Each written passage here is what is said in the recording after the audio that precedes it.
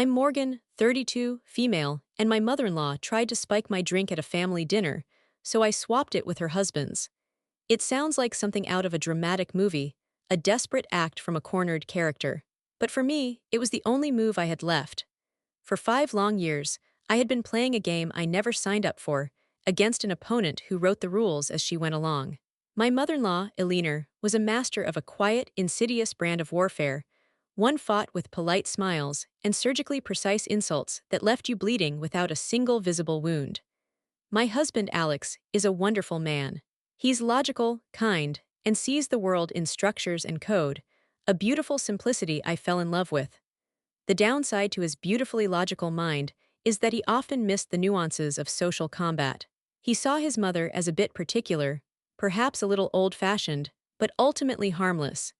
He didn't see the carefully constructed barbs hidden in her compliments or the dismissive flick of her wrist when I spoke about something I loved. To him, it was just mom being mom.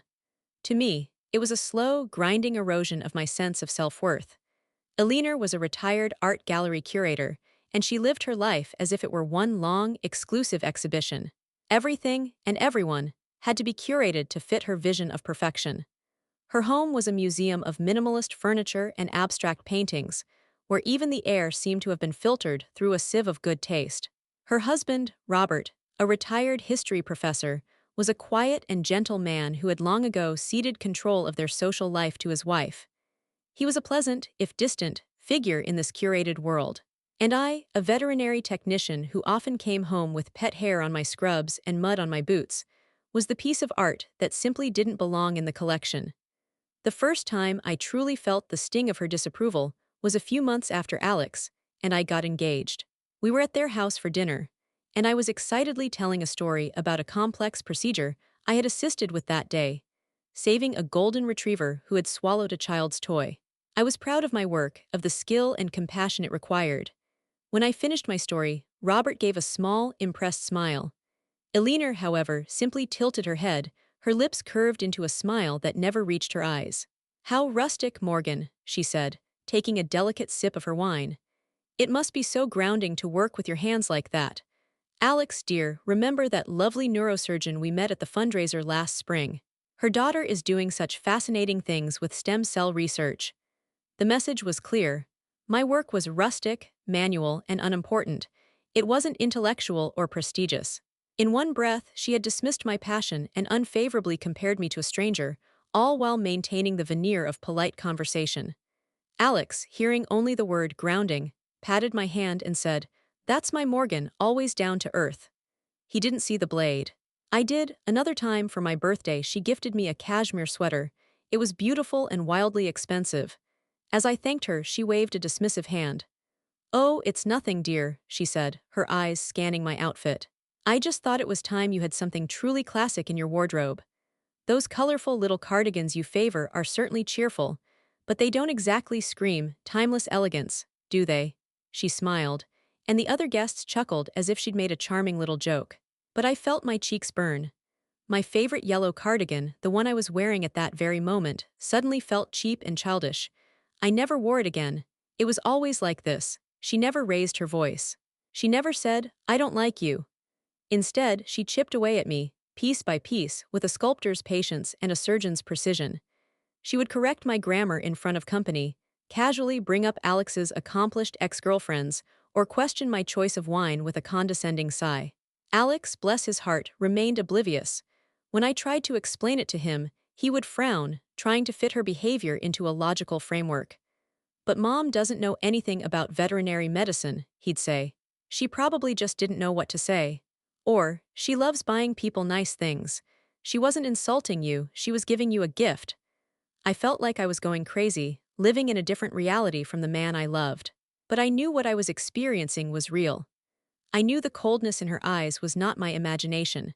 So I learned to endure. I built walls around myself during those family dinners, smiling politely, giving noncommittal answers, and counting the minutes until I could go home, pull on my favorite rustic sweatshirt, and feel like myself again. I thought I could handle it. I thought I could survive her little war of attrition. I had no idea she was about to escalate her tactics from psychological warfare to something far, far more dangerous. The invitation for this particular Sunday dinner had felt different from the start. It wasn't a casual phone call from Alex's dad, Robert, but a formal, cream-colored card that arrived in the mail. Alina and Robert request the pleasure of your company for an intimate family dinner. It read, in an elegant, looping script. My stomach twisted. Alina only broke out the formal stationery for special occasions, which usually meant she had an agenda. Isn't this a little much for a Sunday dinner? I asked Alex, holding up the card. He glanced at it, shrugging as he typed away on his laptop. Mom's probably just feeling fancy. You know how she is. She just bought a new set of plates or something. But I knew better. Fancy, for Alina, was a code word for controlled. Every detail of the evening would be meticulously planned, from the seating arrangement to the conversation topics. These were the nights she was at her most powerful, and I at my most vulnerable. When we arrived, the house was immaculate as always. Soft classical music played from hidden speakers, and the air smelled of beeswax and a faint, floral perfume. Alina greeted us at the door, dressed in a severe but stylish black silk dress. She kissed Alex on both cheeks, but offered me only a cool, fleeting embrace that felt more like an assessment than a welcome. Morgan dear, she said, her eyes doing a quick, critical sweep of my simple blue dress. You look comfortable. It was her classic opening move, the backhanded compliment that immediately set me on the defensive. I am, thank you, Alina, I replied, forcing a smile. Robert emerged from the living room offering a much warmer greeting. Morgan, Alex, so good to see you. Come in, come in. Can I get you something to drink? As Robert fixed our drinks, Alina led us into the dining room. The table was a work of art. Polished silverware gleamed under the soft light of the chandelier, crystal glasses sparkled, and in the center sat a magnificent silver teapot, its surface so reflective it acted like a distorted mirror. Everything was perfect, too perfect. A sense of unease settled deep in my bones. It felt like a stage, and I was the actor who hadn't been given a script. Dinner began as it always did, with Alina directing the conversation. She asked Alex about his latest project at the software firm, praising his ambition. She recounted a story about a recent charity auction she had attended, name-dropping several local dignitaries. When she finally turned to me, her question was, as always, designed to subtly undermine me. And Morgan, she said, her voice dripping with faux interest. Still busy with your little animals, I do hope you find time for more mentally stimulating pursuits. Before I could even formulate a response, Alex jumped in, ever the defender. Mom, Morgan's job is incredibly stimulating. It's basically animal surgery. It's very complex. Alina gave him a patient smile. Of course, dear, I didn't mean to imply otherwise. I just worry that she doesn't get enough exposure to the arts, to culture. It's so important for a well-rounded life. She looked at me. We must take you to the opera sometime, Morgan. It would be an education for you. I just smiled and nodded, my food tasting like ash in my mouth. The opera. As if I were a child who needed to be taught about the world. Every word was a reminder of my perceived inadequacy, a small push to keep me in my place. Alex squeezed my hand under the table, a gesture of support, but I knew he still didn't fully grasp the malice behind her words. He saw a mother trying to include her daughter-in-law. I saw an enemy setting traps. The tension in the room was a palpable thing, a low hum beneath the polite chatter and the clinking of forks. I felt like I was holding my breath, waiting for the other shoe to drop. I just never imagined how hard, or how dangerously, it would fall. The main course was cleared away, and the conversation lulled.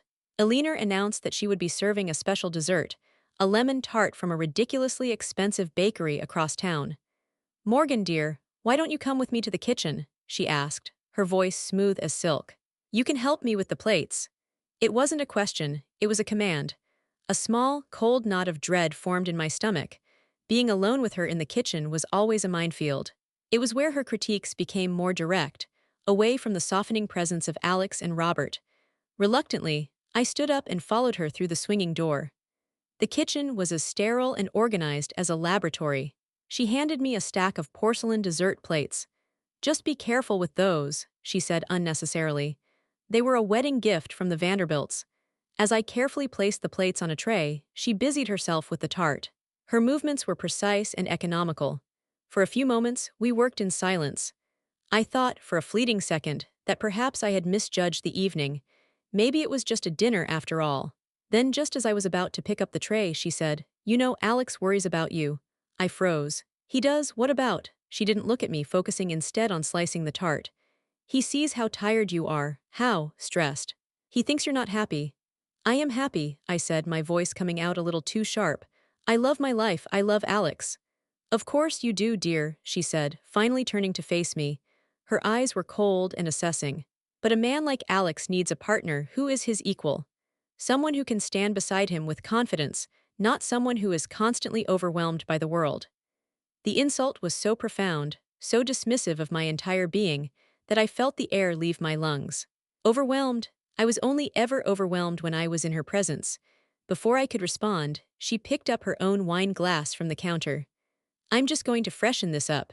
You can take the plates out.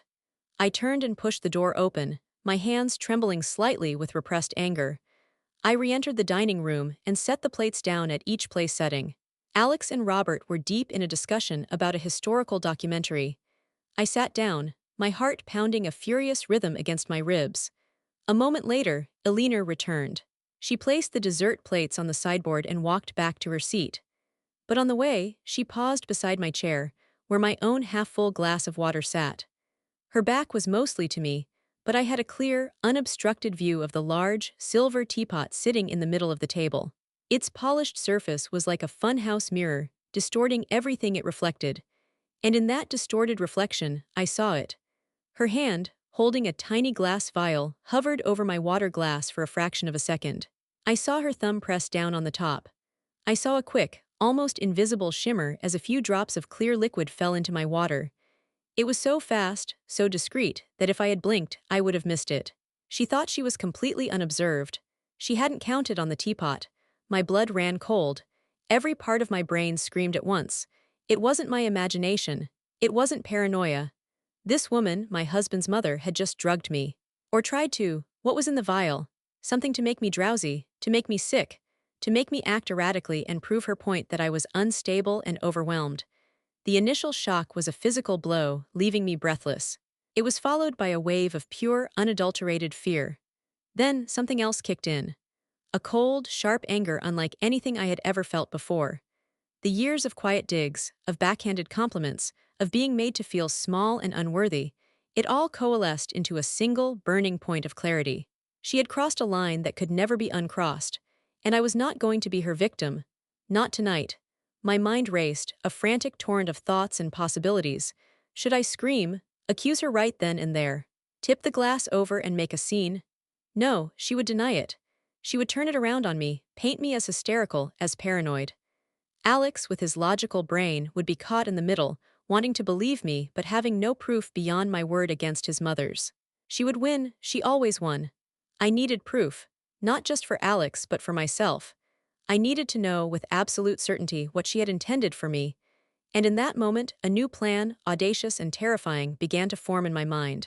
My eyes flickered from my glass to the one sitting next to Robert. They were identical. Same size, same shape, both filled with water to a similar level. He was engrossed in his conversation with Alex, gesturing with his hands as he made a point about ancient Roman architecture. He hadn't touched his water in several minutes. It was a crazy idea, a dangerous idea, but it was the only one I had. I needed a distraction, a big one. My heart hammered against my ribs, a frantic drumbeat counting down the seconds. I had to act now, before anyone decided to take a drink. My gaze fell upon the silver salt shaker near Robert's elbow. It was perfect. I took a deep breath, trying to steady my nerves. I forced my body to relax, to appear casual. Then, as I reached for my own napkin, I accidentally swung my arm out a little too wide, my elbow connecting squarely with the salt shaker. It flew through the air, hitting the polished wood of the table with a loud clatter before rolling onto the floor. "Oh my goodness!" I exclaimed, my voice filled with a convincing note of flustered embarrassment. "I am so sorry, Robert. I'm so clumsy tonight." The effect was instantaneous. All three of them turned their attention to the floor where the shaker had landed. Robert chuckled, bending down to retrieve it. "No harm done, Morgan," he said kindly. Elena, however, shot me a look of pure irritation. "Do be more careful, dear," she snapped, her carefully controlled composure momentarily slipping. But I barely heard her. In that brief 3-second window while all eyes were diverted, my hands moved with a speed and stealth I didn't know I possessed. My left hand shot out, grabbing Robert's water glass. My right hand grabbed my own. In one smooth, fluid motion, I swapped them, setting his glass down in my spot and my glass down in his. My hands were back in my lap before Robert had even straightened up. No one saw a thing. A wave of adrenaline surged through me, so powerful it left me feeling lightheaded. I had done it. The tainted glass was no longer mine. It sat there, innocently, in front of my father-in-law. A part of me screamed in horror at what I had just done, using this kind man as an unwitting pawn. But a stronger, colder part of me knew it was necessary. This wasn't about hurting Robert, it was about exposing Alina. The only way to show Alex the truth was to let the effects of that vial play out on someone else. I picked up the glass in front of me, Robert's original, safe glass, and took a small, deliberate sip of water, my eyes meeting Alina's over the rim. She was looking at me with a strange, predatory glint in her eye, a look of smug anticipation. She thought she had me. She had no idea that her trap was about to spring on someone she never expected. The game had changed. And for the first time in 5 years, I was the one in control. The next half hour was the longest of my life. The conversation resumed, but for me, the world had narrowed to a single point of focus, the water glass in front of Robert. Alina served the lemon tart, her movements graceful and self-satisfied. She kept shooting me little, knowing glances, as if waiting for me to suddenly slump over in my chair or start slurring my words. I met her gaze each time with a calm, steady look, taking small sips from my safe glass of water. The first sign that something was wrong came about 20 minutes after the swap. Robert, who had been listening intently to Alex, blinked several times and shook his head slightly, as if trying to clear it. "You all right, Dad?" Alex asked, pausing his story. "Yes, yes, fine," Robert said, his voice a little thick. "Just feeling a bit fuzzy all of a sudden, must be getting tired." He took a large gulp from the glass in front of him, original glass. My heart leaped into my throat. Alina's smile tightened ever so slightly. She likely assumed it was taking longer to affect me than she'd planned. She was still watching me, not her husband. A few minutes later, Robert tried to make a point and his words came out jumbled. The thing about the aqueducts is that they were, you know." He trailed off, looking down at his fork in confusion. Now Alex was looking concerned. "Dad, you're not making any sense. Are you sure you're okay?" "Don't know," Robert mumbled, rubbing his temples. "The room seems wobbly, and my vision is a little blurry." It was then that Alina's attention finally shifted from me to her husband. The smug confidence on her face dissolved, replaced by a flicker of confusion, then dawning horror. She saw his symptoms, the drowsiness, the confusion, the blurred vision, and she knew. She knew those were the symptoms meant for me. Panic flashed in her eyes. It was a raw, unfiltered terror that she couldn't conceal. She immediately jumped into damage control mode. "Oh, for heaven's sake, Robert," she said, her voice artificially bright and shrill. "You're just overtired. You've been working too hard in that garden of yours." She stood up and put a hand on his shoulder. "Why don't we get you to bed? A little rest is all you need." "But I feel strange, Alina," Robert protested weakly. "I don't think I can make it up the stairs." "Nonsense," she insisted, trying to pull him to his feet. Alex stood up, his face a mask of worry. "Mom, stop, something's wrong. He doesn't just get like this. I think we should call Dr. Evans." "Absolutely not," Alina snapped, her voice cracking with desperation. "We are not bothering a doctor on a Sunday night for a simple case of fatigue. He is fine." Her reaction was completely out of proportion. Robert was her husband, yet she was actively trying to prevent him from getting medical attention. She was more concerned with covering her tracks than with his well-being. And Alex, for the first time, was seeing it. The pieces were clicking into place in his logical mind, and they weren't forming a picture he liked. He looked from his frantic mother to his dazed father, and then his eyes settled on me. I was sitting perfectly still, my expression calm, watching the entire scene unfold. He saw no drowsiness, no confusion. He saw the person his mother had accused of being overwhelmed, looking like the only composed person in the room. "Mom," Alex said, his voice low and dangerous. "What is going on?" Alina's face crumpled. "Nothing, your father is just tired. Let's just all calm down." She was trying to shepherd Robert towards the door, but he was sagging against her. It was my moment. My voice when I spoke was quiet but cut through the tension like a knife. "Alex," I said, meeting his gaze, "I think you should check your mother's purse." Alina froze, her back rigid. She slowly turned to look at me, and if looks could kill, I would have been dead on the floor. The mask was gone. All that was left was pure, venomous hatred. "What did you say?" she hissed. "He needs to go to an urgent care clinic," I continued, my voice steady. "And I think you should get her car keys. They're probably in her handbag." The trap was sprung. The truth was cornered, and there was nowhere left for her to hide. Alex stared at me, his mind clearly working a mile a minute. My calm, specific instruction was so at odds with the chaos his mother was creating that it commanded his full attention. He looked at his father, now slumped in a chair, barely conscious.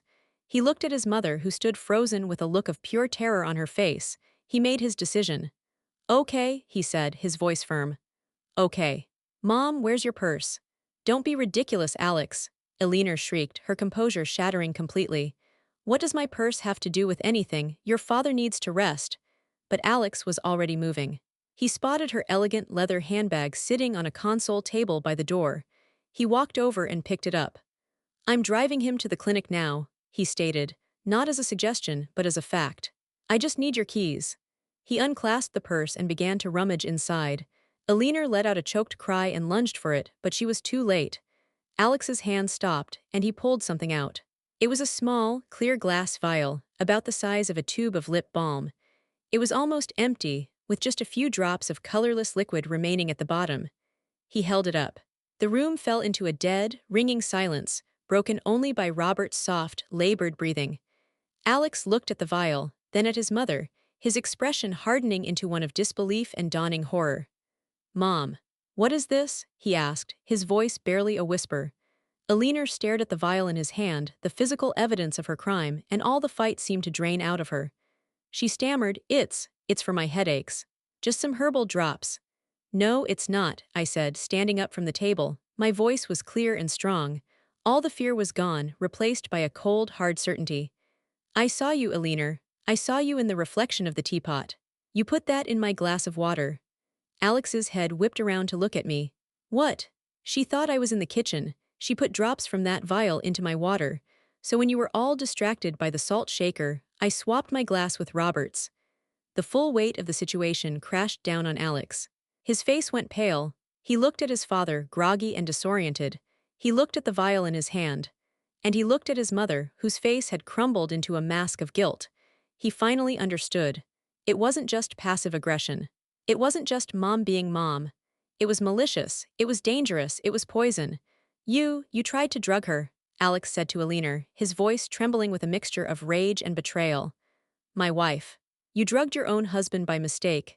Eleanor started to sob, a pathetic theatrical sound. "I didn't mean to hurt anyone, I wanted her to calm down. She's always so tense, so on edge. I thought if she could just relax, you would see how much better things could be." It was the most twisted, self-serving justification I had ever heard. She wasn't trying to help me. She was trying to incapacitate me, to prove her narrative that I was weak and unstable. Alex looked at her, his eyes cold. The illusion of his perfect, if particular, mother had been irrevocably shattered. He saw her for who she truly was. A cruel, manipulative woman willing to drug another person to get her way. "Get your coat, Morgan," he said, his voice flat and devoid of emotion. He walked over to his father and gently helped him to his feet. "We're leaving. I'm taking my father to the hospital, and then I'm taking my wife home." He looked back at Eleanor one last time, her sobs echoing in the silent, perfect room.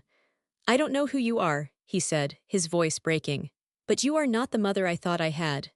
He didn't wait for a reply.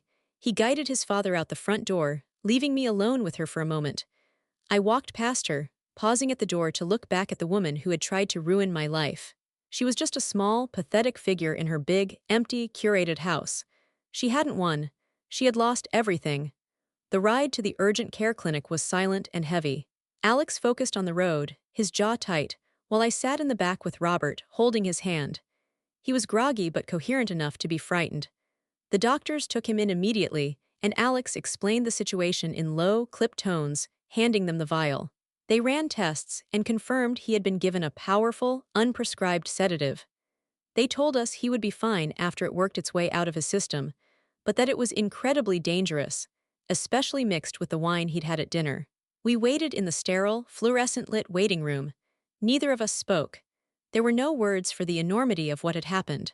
The foundations of Alex's world had been cracked wide open. After what felt like an eternity, he finally turned to me, his eyes filled with a pain so deep it made my own heart ache. "I am so sorry, Morgan," he whispered, his voice hoarse. "I am so sorry, I never saw it.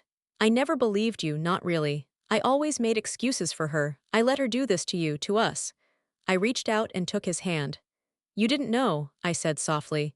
"You couldn't have imagined she would do something like this." I could barely imagine it, and I was the one she was targeting. "But I should have listened," he insisted, shame written all over his face. "All those little things, the comments, the gifts, I saw them as quirks. You saw them as weapons. You were right all along." That night, something shifted between us. The invisible wall that Alina had built, brick by brick, came crumbling down. For the first time, he saw the whole truth, and he didn't try to explain it away. He just saw it, and he saw me. When Robert was stable enough to be released a few hours later, we drove him back to his house. Alina was nowhere to be seen. The house was dark and silent. We helped Robert to his room, and he looked at us with tired, sad eyes. "I'm sorry you both were put through this," he said, and I knew he understood more than he let on. He had spent a lifetime enabling her, too. On the drive home, Alex made the decision. "I can't see her," he said. "Not now, maybe not ever again. And I will never, ever ask you to be in the same room with her again. We're done." It was a painful, brutal end to his relationship with his mother, but it was also a new beginning for us. In the weeks that followed, we talked more than we had in years. I told him everything, every little slight, every hidden insult, and this time he listened. He finally understood the quiet torment I had endured. The fallout was immense. Robert, after recovering, eventually moved into a small apartment of his own, unable to live with what Alina had done. The family was fractured, perhaps irreparably. But out of that wreckage, Alex and I built something stronger. Our marriage was no longer just the two of us, plus his mother's oppressive shadow. It was just us. We were a team, finally united against the world instead of being quietly torn apart by it. Sometimes I think about that night. The gleaming teapot, the tiny vial, the terror, and the triumph.